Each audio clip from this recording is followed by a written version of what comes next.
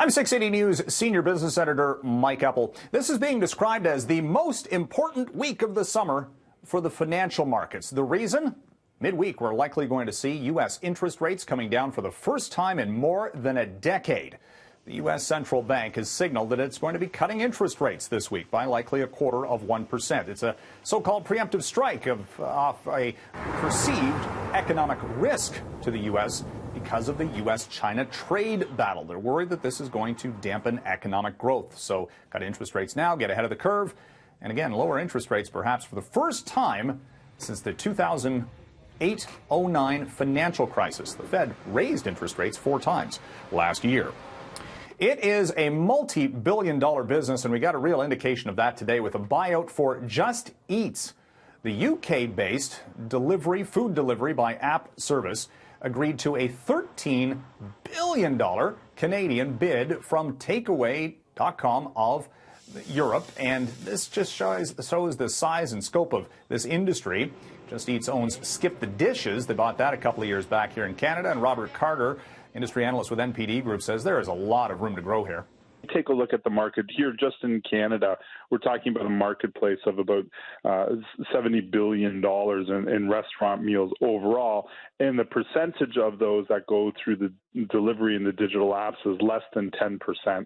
So we're just at the beginning stages of this digital delivery app-based access mode for restaurants.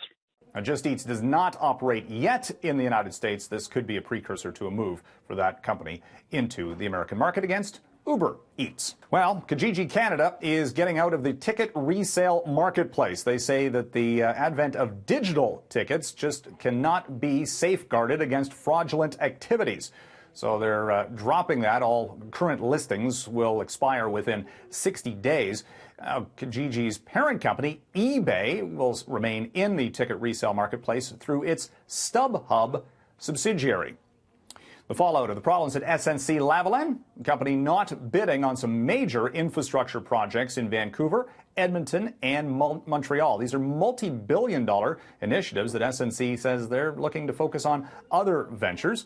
In a company-wide restructuring, this could be big news for competitors like Aecon Group in the industrial or commercial construction industry, but at the same time could lead to less competition for those contracts. And 7 months into 2019, Disney has already set a record at the box office. Total box office receipts for Disney Studios, $7.6 billion. It has surpassed its previous record, which was set in 2016 with movies such as Avengers Endgame, Toy Story 4, The Lion King. And coming up in the later half of this year, we'll have even more box office for Disney with Star Wars, The Rise of Skywalker, and Frozen 2. From the 680 Newsroom, I'm Mike Eppel for City News.